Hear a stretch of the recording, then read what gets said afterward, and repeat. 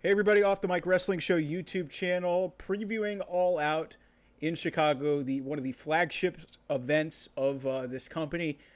In my opinion, has really lost a lot of luster. Part of it is because they have done this consistently in Chicago. They did it at the United Center last year. They're doing it at Now Arena. I think they've done it at Now Arena predominantly most of the time that this event has been in existence outside of the one in COVID. The attendance is not good. I think they're going to draw somewhere near 8,000 people, but the attendance has definitely not been where it should be at. I think that's the direct result of, oversaturation of the market, which seems like a convenient excuse, but we should also address the elephant in the room, which I've, hammered home on this channel. Storylines are not very good. I think a lot of the late ticket sales that are going to come in are on the back of that incredible angle that they did at the end of Dynamite with Hangman Page and Swerve Strickland, but first of all, they got to move this event somewhere else. Like, it's the same thing I say with Double or Nothing. They've got to figure out a better solution. Also, they got to book better storylines because that's going to help you with your attendance. Because Tony Khan has this obsession with booking these big buildings, and you get 25% crowds. You'll get decent numbers for pay-per-views, but weekly television is not going to stick, and so that's an issue here. So. Let's before we get to the pay-per-view, I got a couple things I need to address in regards to Collision. Largely forgettable. I mean, most people were probably watching SmackDown. Go watch that video, that review, if you're a WWE fan, or hell, you know what? If you're an AEW fan, maybe you might learn something because there's at least some compelling stuff on that show. And Collision is just a bunch of matches, and there really was no need to have this show because outside of help building to a four-way Continental Championship match and a couple of segments that enhanced a little bit and sort of helped you build to the pay-per-view, it really didn't need to happen. It was wasted television time. Like, it just... So, on Collision, and this really, really bothered me. So, Jon Moxley, if you guys have been paying attention, post All In, Jon Moxley is back in AEW. He hasn't been seen on television since losing the IWGP Heavyweight Championship at Forbidden Door in probably one of his worst matches since he left WWE. It was really bad against Tetsuya Naito. It was a real stinker of a match. It was bad, and it was really kind of an indictment on. Naito's an older guy, but it's kind of an indictment on Moxley. Being at his caliber of a wrestler. I kind of argue with people. I think Moxley is a better wrestler than people try to rag on him for his hardcore style and his rugged style. I actually think it's kind of refreshing, and I like what Moxley represents in AEW. That being said, since he came back to AEW a couple weeks ago, he's now aligned with Marina Shafir. There's this really vague reference to, hey, we're taking over the company, and he's completely distanced himself from the Blackpool Combat Club. His head's completely shaved bald. He's gone to his New Japan entrance theme. So they did a segment backstage. The Outrunners won their first ever AEW match. Congratulations, by the way. These guys are really entertaining. And you guys might be saying, Mike, why the fuck are you talking about the Outrunners? Hold on a second. So it's a little bit of a personal reason because I dared to be a smart ass on social media a little bit. And this engagement farming ball liquor, the ball washing account, Drain Maker, which literally bows at the head and foot of everything that AEW does, good or bad. And he trumpeted up the fact that these guys were in the main event of Rampage, and ooh, big accomplishment. And I was like, who gives a shit about main eventing Rampage? And I got comments from both guys, Turbo Floyd and Truth Magnum, I think is the other guy. And both these guys insulted my appearance. They insulted my YouTube channel and saying, oh, why don't you try doing it? I was like, guys, there's a reason that I'm sitting here in my apartment and, talking about wrestling. I'm a fan. At its heart, I'm a fan. I want to be critical because ultimately, if you watch a lot of these videos that I've talked about, I want AEW to be better, because if AEW is bringing its best, it's going to make WWE bring their best. And that's when this gets fun, is when you have multiple days during the week where you have really compelling wrestling television. I feel like most of the time when I tune in AEW, there's a couple segments here and there that I like, but most of it's crap. So the Outrunners, they get their first win on Collision tonight. Congratulations. Really cool moment. Their merch is selling really well. It's apparently one of the the top merch sellers. It's a real cult thing, and that's kind of neat. I mean, and I can look past, hey, maybe you guys are playing up your gimmick a little bit, using me just as a troll. It's fine. But then Jon Moxley and Marina Shafir attack these guys. And I don't know, there's a girl in her group. I don't know what her name is. Like I said, I don't watch this show on a weekly basis. But so the Outrunners are celebrating after winning their match on Collision. Congratulations, you won your first match. And Jon Moxley attacks them. And I'm here looking around saying, this is the best they have for Jon Moxley? A former World Heavyweight Champion. I believe former 3-time World Heavyweight Champion. Former 3-time World Heavyweight Champion, this guy is. The ace of your company, one of the biggest signings you ever had. Really, in my eyes, one of the most important figures in this company. And the best that you have for him is attacking the Outrunners on Collision. He's not on. He didn't make All In this year.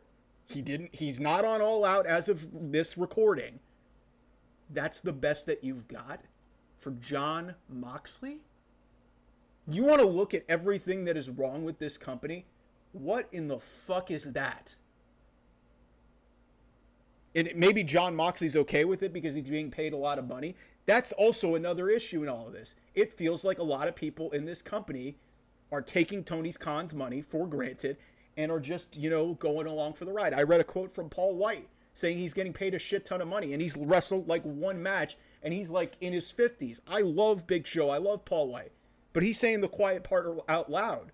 I've said the same thing about Mercedes Moné. Like these top level stars, like a Chris Jericho, they feel like they are going through the motions and not trying or at all interested in creating compelling television.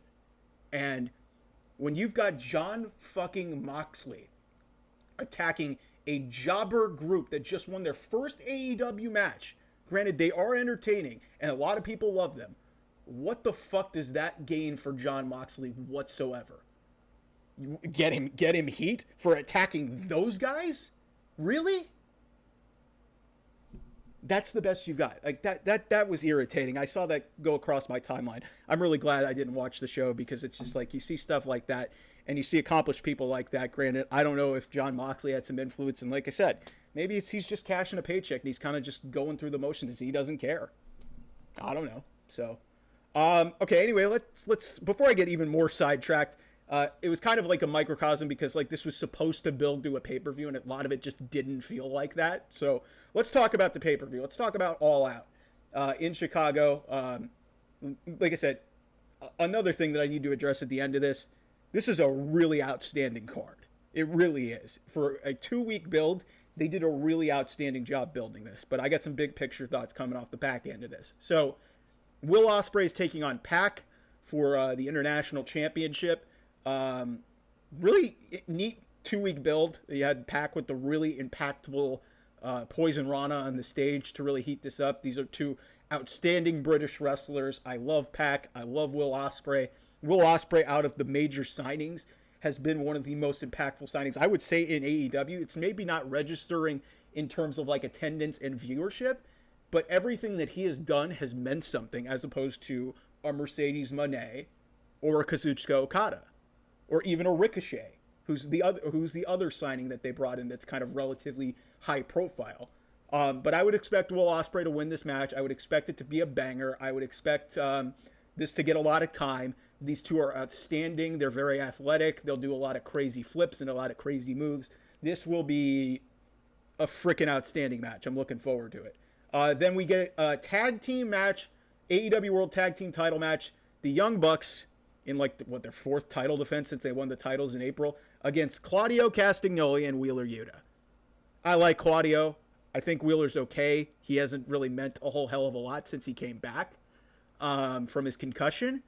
But this doesn't do anything for me. They just won the Trios Championships like 10, 12 days ago.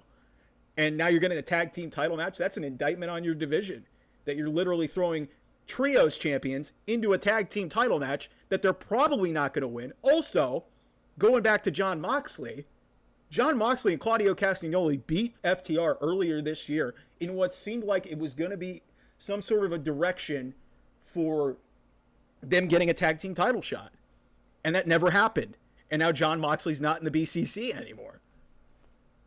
Again, the lack of continuity, lack of storytelling is just really evident in this company, especially this year. So that really bothered me. I think the Young Bucks will win. I don't really give a shit.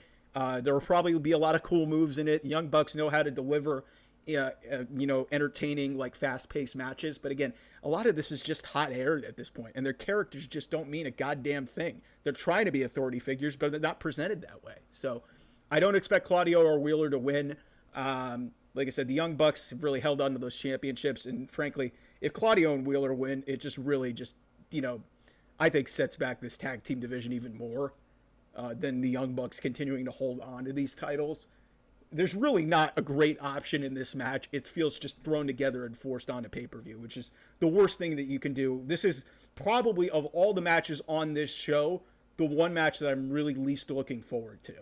Jack Perry and Bryan Danielson, I just love and adore Bryan Danielson. I don't really give a shit about Jack Perry, but we can get there in a little bit. A match that I am really looking forward to is Willow Nightingale versus Chris Statlander in a Chicago street fight.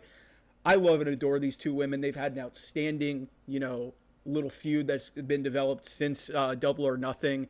They had one of the few good segments on Collision and Rampage this week. They had like a sit-down interview where Chris explained why she turned and she felt disrespected when Willow won the championship, that Chris, a former TBS champion, didn't get a match with Willow for that title. So kind of made some sense here.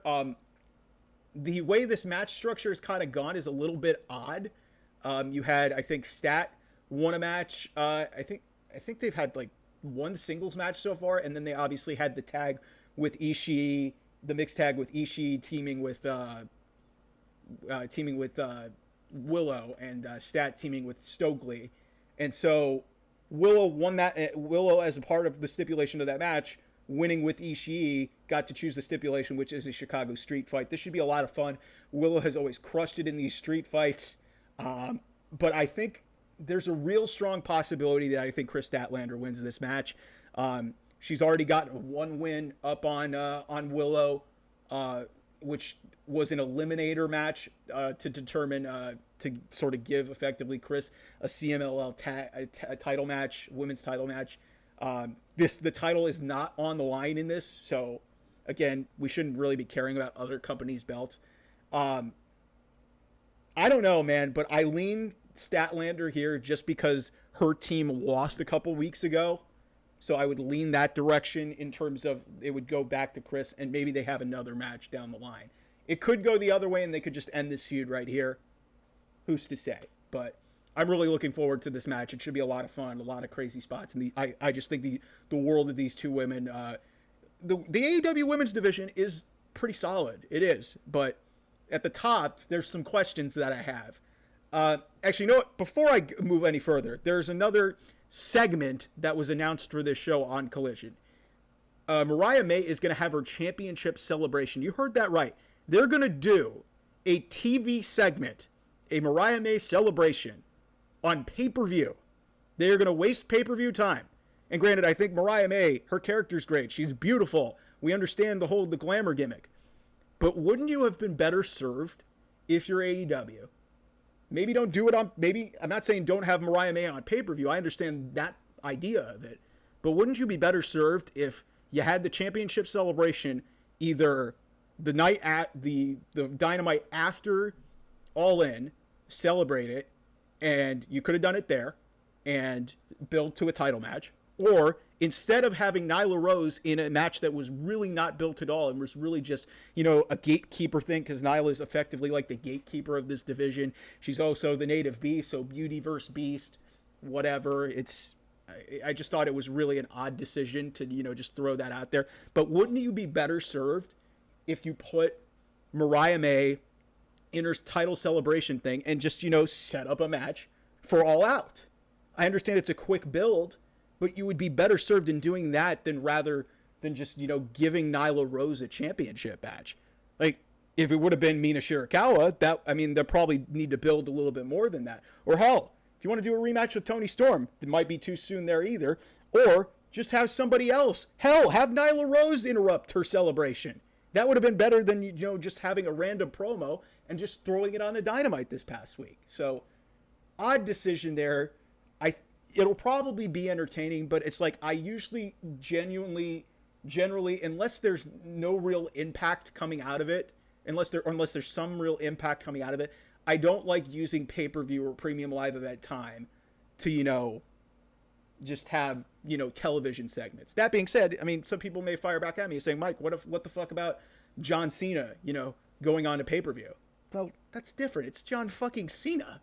Of course it's going to mean something. So, that's weird. So, fatal four-way match for the Continental Championship. Kazuchika Okada, the champion, defending against Mark Briscoe, Orange Cassidy, and Konosuke Takeshita. The three gentlemen, Briscoe, Cassidy, and Takeshita, all won qualifying matches on Collision to qualify for this match. Apparently, Orange Cassidy's now still back in a feud back 4 years ago with Chris Jericho because Chris Jericho's not original anymore. Either way, Okada's winning this match. But I would expect Briscoe or Cassidy to take the pin in this match because Okada Takeshita is the match that you got to book towards. And sign me the hell up for that. So it should be awesome. Great match. I'm looking forward to it. For a thrown together match, this is a really interesting for people. I love and adore Mark Briscoe. Orange Cassidy has kind of dwindled a little bit, but he's still a lot of fun for what he is. Okada needs to, amp up his game a little bit. Like I said, he's like wrestling at like 25-30% at this point. MJF versus Daniel Garcia. This should be a hell of a lot of fun. A blood feud really started over. I think Daniel Garcia should win this match, even if it means a second straight loss for MJF. Garcia needs the momentum.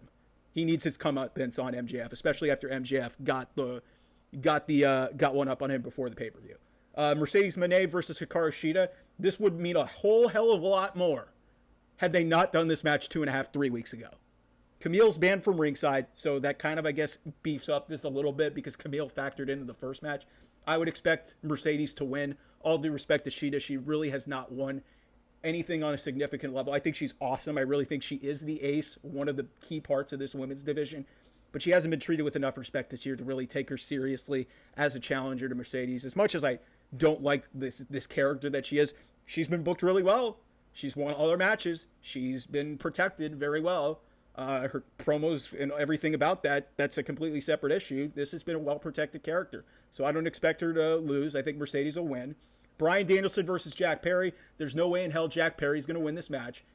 Admittedly, Jack Perry's a good wrestler. I just don't give a shit about this character. I just don't care. He's literally living off the coattails of CM Punk and CM Punk punking him a year ago. That's literally what this is. And he may sound like all of this bravado and whatnot, but I don't care. I just don't care.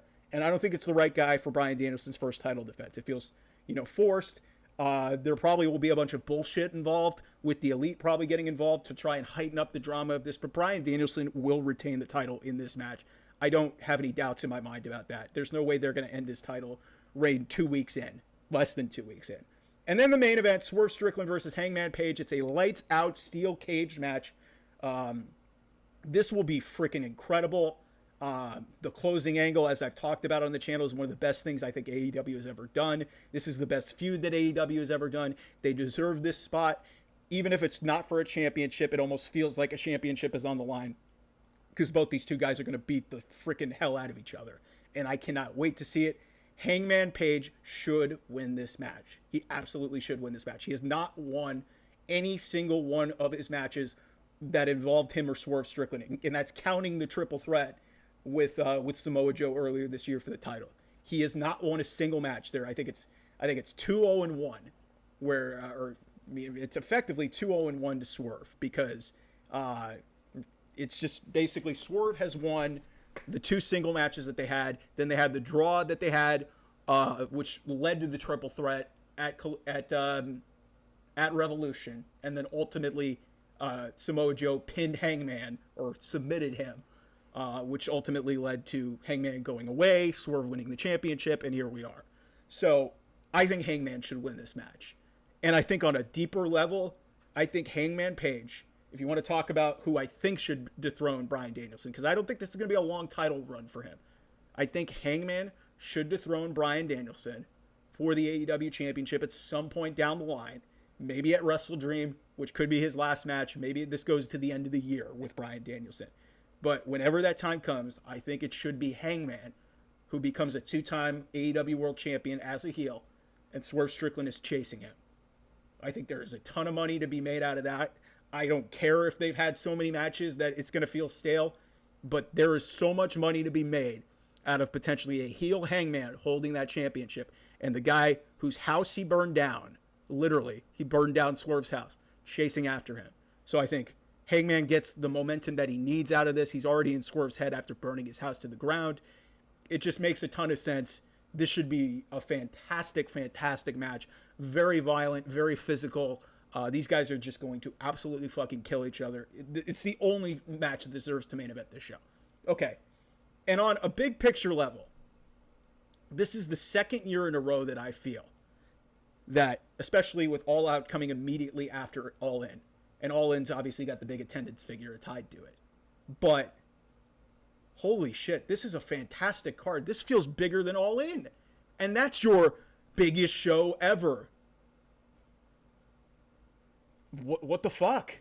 You guys built the show in 2 weeks. It's a better card than you had in London 2 weeks ago. I mean, holy shit. I read down 8 of these matches. Even the ones that I'm not even interested in will be okay to really good. All 8 of these matches are outstanding. This is an awesome show. And you ran a show with 9 matches that a lot of them stunk. Or were mid. Or were kind of just there. And the only thing that you have to sell off the back of, oh, that's our best show ever. We had 50,000 people. Great. Great. Second straight year where I think All Out's going to be a better show than All In. So think about that before you start saying that All In's your best show ever. Because all you got on that is an attendance figure and a really iconic moment with Bryan Danielson celebrating with his family. So this should be a great show. I'm really looking forward to it. A lot of great content coming up here on the channel. Like, share, and subscribe here. Follow me at Off the Mic 28. Follow the show at OT Mic Wrestling. And thanks so much for tuning in. Love you guys. Appreciate the support. Bye-bye.